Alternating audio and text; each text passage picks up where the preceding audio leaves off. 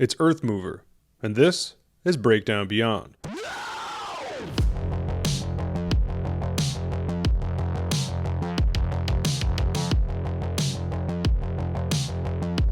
Batman Beyond's Earth Mover is the second episode of Batman Beyond Season 2. Original air date September 25th, 1999. For today's breakdown, and for Halloween, we're hitting the vintage horror of Earth Mover and how it plays out in this very Silver Age comic-inspired teen tragedy, as well as Terry's neo-noir detective work uncovering the episode's mystery of betrayal and corruption. Then we're looking at the tech of Earth Mover, both the sci-fi explanation powering our villain of the week, and the super shway Redbubble Bat Sub Beyond. If you like today's Breakdown Beyond, please consider subscribing to the channel and click the notification bell so you don't miss any of our new content. Stay tuned for weekly and bi-weekly vid series, all about the futuristic Bat Beyond. Earth Mover is a flat-out strange episode of Batman Beyond, which is just the kind of episode we wanted for the spooky season.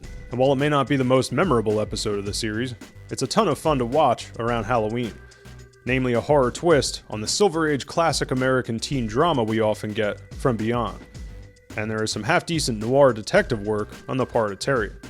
Then of course the future sci-fi and tech behind Earth Mover himself, as well as the Redbubble Bat Sub Beyond. So our main points of today's breakdown. First, the vintage horror of Earth Mover, old school horror film influence as we often see in the Timverse, and other vintage film comparisons for Terry's detective work, and how the horror elements of Earth Mover play out with the Silver Age teen drama happening. Then we're going to hit the sci-fi and tech of Earth Mover, behind both the villain and our hero Beyond. So, a guy just trying to do his job gets toxic waste dumped on him, turning him into a vengeful, gruesome, murderous monster. Sound familiar? If not, well, the 1984 B-horror classic, Toxic Avenger, is a far more humorous take on such a villain. But watching Earth Mover makes me wonder what the influence there may have been from Troma Entertainment's deformed anti-hero and mascot, Toxie. And shout out to Troma for my time there as an intern just a few years back. Even if Toxie wasn't the inspiration for Tony Maycheck / Earth Mover, it would follow Bruce Timm's frequent use of old-timey horror tropes in the DCAU. If you haven't seen our Breakdown Beyond on the episode Lost Soul, then click this link right up here for the use of vintage horror in that episode as well. And also shout out as always to my co-host / Beyond expert and close friend here at the show, Eli Benson. Follow his very powerful @Batman_Beyond_ fan page on Instagram. Earth Mover was his idea for today's Halloween Breakdown Beyond. Beside my 80s baby theory about Toxic Avenger, I do like the combination of horror meets Silver Age teen drama. We frequently talk on our podcast about the Silver Age comic approach to Terry's Batman, most often comparing him to the Spider-Man of 1960s Marvel. Stories about regular teens facing regular teen drama, but they also have superpowers. The episode opens with our trio doing homework: Terry, Dana, and this week's teen protagonist, Jackie Wallace. Jackie's on the cheerleading squad, jokes around with Dana, saying she cheers more than she studies.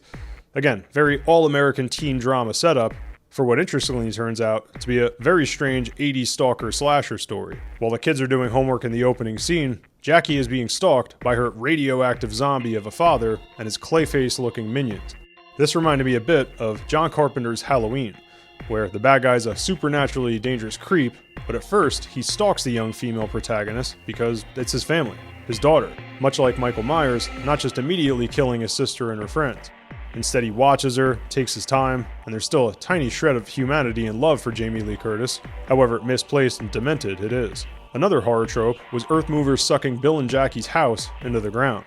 This was super similar to the house at the end of Carrie getting sucked through the ground into hell. In Earth Mover, it was a good setup in the flashback to humanize him, having Bill Wallace manipulate Tony with appealing to his love for his daughter. Tony's not a deadbeat dad.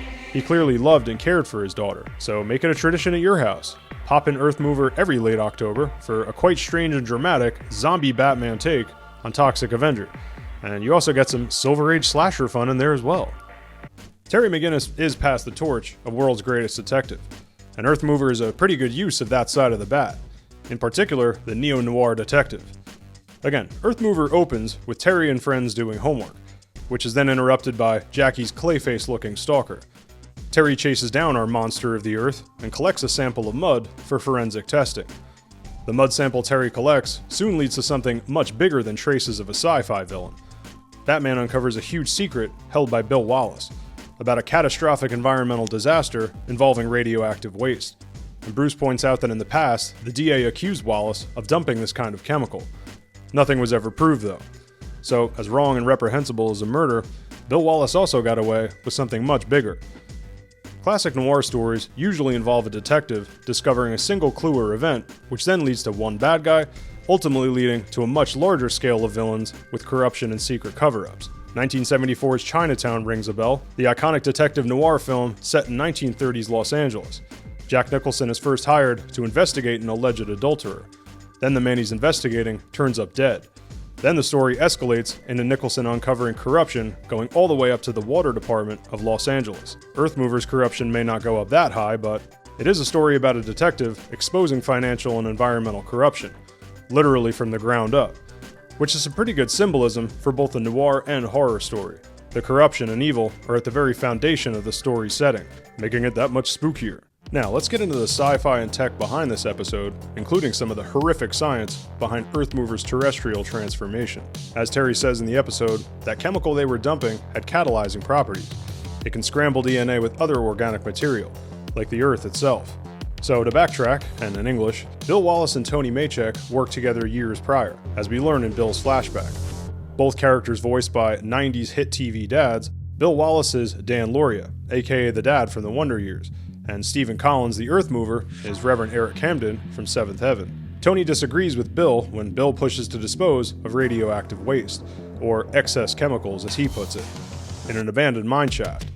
The big toxic dump was during Bill's first business venture of building a factory. Tony worries that there could be an earthquake and that the mine shaft is not a proper place to dispose of the waste.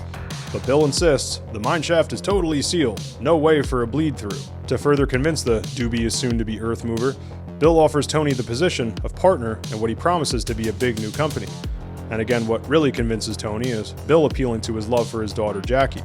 So back to Terry's technobabble. The chemical they were dumping can scramble DNA with other organic material like the Earth itself. When Bill recklessly dumped neon green waste on his friend's head, what he didn't realize was that instead of dying, Tony rather becomes a toxic zombie. His DNA was scrambled with the Earth of the mine shaft, creating the villain of Earthmover.